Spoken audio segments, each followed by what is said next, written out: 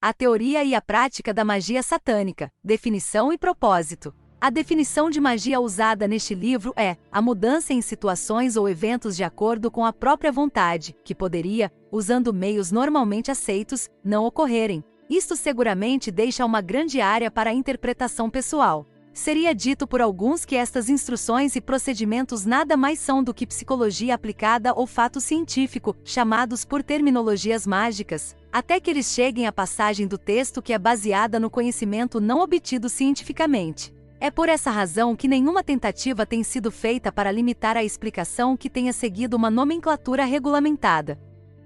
A magia nunca é totalmente explicável cientificamente, mas a ciência sempre foi, em um momento ou em outro, considerada magia. Não há nenhuma diferença entre magia branca e negra, exceto na hipocrisia pessoal, justiça baseada na culpa e autoilusão do mago branco em relação a si mesmo. Na clássica tradição religiosa, a magia branca é realizada com propósitos altruístas, benevolentes e bons, enquanto a magia negra é usada para o autoengrandecimento, poder pessoal e propósitos demoníacos. Ninguém sob a terra promoveu estudos ocultos, metafísicos, iogues ou outro qualquer conceito divino, sem a gratificação do ego ou poder pessoal como objetivo. Justamente acontece que algumas pessoas preferem usar silício, enquanto outras preferem usar veludos ou seda. O que é prazeroso para um, é aflitivo para outro, e o mesmo se aplica quanto ao bem e ao mal. Cada praticante de feitiçaria está convencido de que ele ou ela está fazendo a coisa certa. A magia se encaixa em duas categorias, ritual ou cerimonial, e não ritual ou manipulativa. A magia ritual consiste na realização de uma cerimônia formal, tomando lugar, pelo menos em parte, dentro dos limites de uma área colocada à parte para tais propósitos, em um momento específico. A principal função é isolar de outro modo a adrenalina dissipada e outra energia emocionalmente indizida, e convertê-la em uma força dinamicamente transmissível.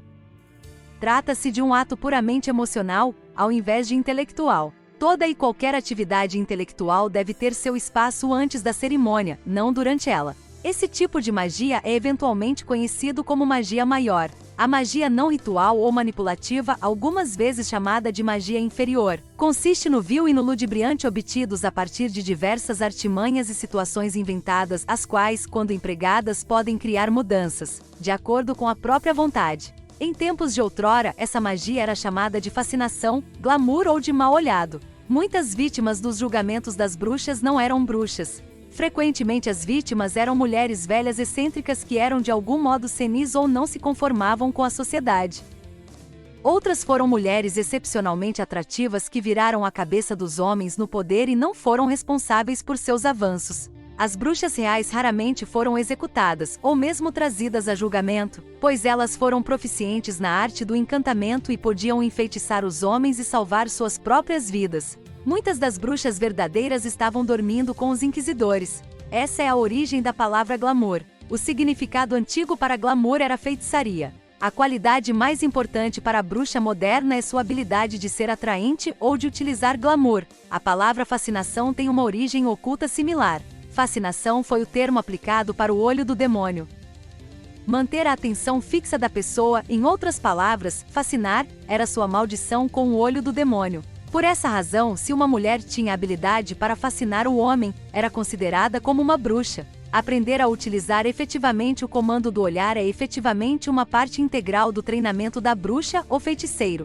Para manipular uma pessoa, você deve primeiro ser capaz de atrair e prender sua atenção. Os 3 métodos pelos quais o comando do olhar pode ser talentoso são a utilização do sexo, sentimento ou estupefação, ou qualquer combinação deles. Uma bruxa deve honestamente decidir em qual categoria ela mais naturalmente se encaixa. A primeira categoria, a do sexo, é evidente. Se uma mulher é atrativa ou sexualmente encantadora, deveria fazer tudo com seu poder para tornar a si mesma a mais sedutora possível, desse modo usando o sexo como sua ferramenta mais poderosa. Uma vez que ela obteve a atenção do homem pelo uso do seu apelo sexual, é livre para manipulá-lo conforme o seu desejo. A segunda categoria é o sentimento.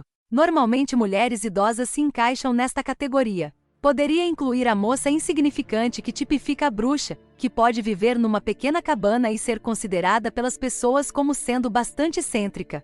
Crianças são normalmente encantadas pela fantasia que esse tipo de bruxa provê e adultos jovens procuram-nas por seus conselhos considerados sábios.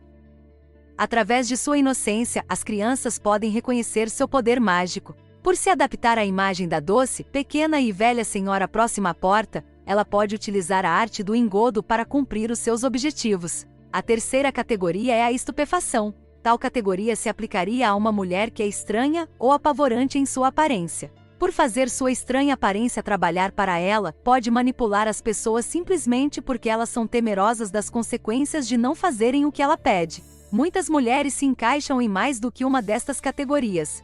Por exemplo, a jovem moça que tem uma aparência de inexperiência e inocência, mas ao mesmo tempo é muito sexy.